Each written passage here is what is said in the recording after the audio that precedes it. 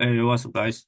Okay, so I have a previous video that showing the most of Boolean function. Most of Boolean function require require exponential complexity and basically using a counting algorithm.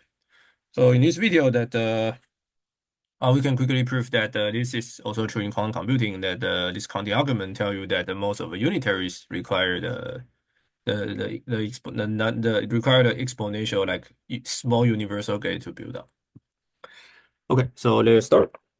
Okay, and so basically, one can define a universal gate. The definition is a little bit complicated, but we can just neglect. So we just say that we have some fundamental gate that we can implement. Let's say we have G of them.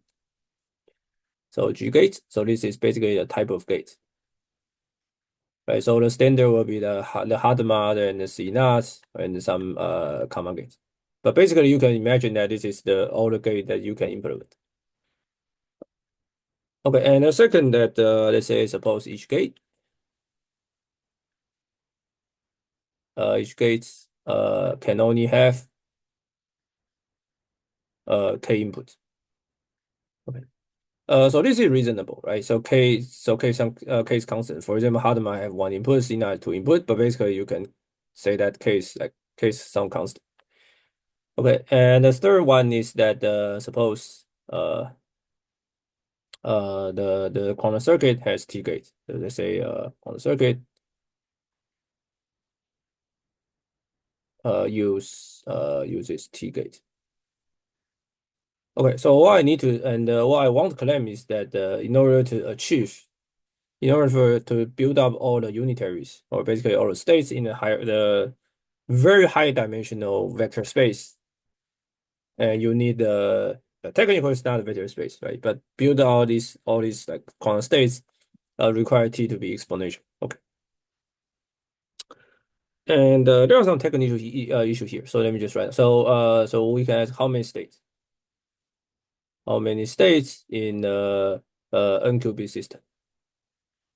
And so the answer will be infinite, right? Because these are continuous number. They are basically all the coefficient can be complex and real.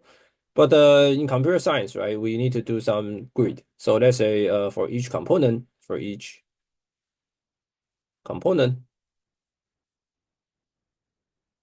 use 1 over epsilon as the grid. So basically, we just discretize. So what I mean is that if you have n qubit system, right, you have let's say az square where z is 0, 1 bit string, and you have 2 to the n number is sum to 1, right? So and each az is basically some complex number. And so I can write as real and imaginary part. So I can write xz and the iyz part. And these are like real number. Okay, so the number of total reals is basically from some higher dimensional manifold. And this manifold has the volume that 1 over epsilon, because 1 over epsilon means that I discretize xc I discretize this xc to 0 to 1, sorry, minus 1 to 1, but each with interval 1 of epsilon. So epsilon is basically some error bound or some noise region, or basically yeah, just some scale that I need to put.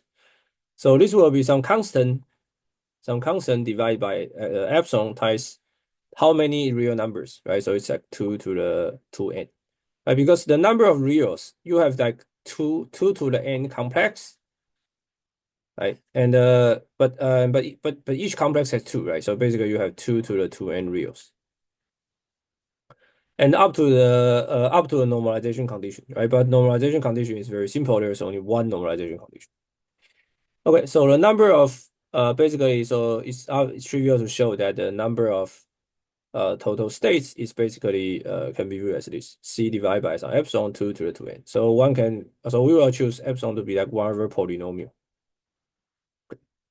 Okay, so now we can start to do some interesting things. Okay, so this is the number of states.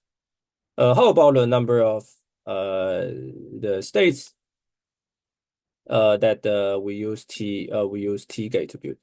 We use T gate. to build. Okay. So the first thing we want to say is that so each right. So let's say you have gate, right? So this gate can have G different types, and each gate can eat either like n choose k bit, n choose k qubit, right? And then you have T of them. So the total of state that you can build is basically the order of it. So I can just upper bound it by like G times n to the k to the t. Okay, and so I want G and k to the t to be close to like constant divided by epsilon 2 to the 2a.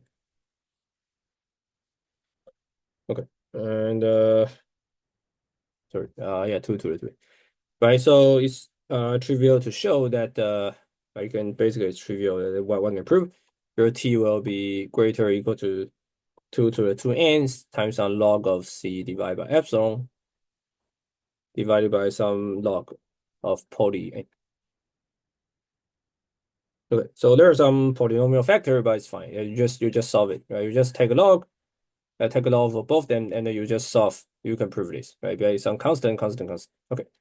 So basically, it showed that in order to build out any like exponential complex states, you need at least like most of the quantum states are basically most of the unitary quantum state that you can build is basically very difficult to if you start with all zero state, then it's exponentially complex to build up all these quantum states.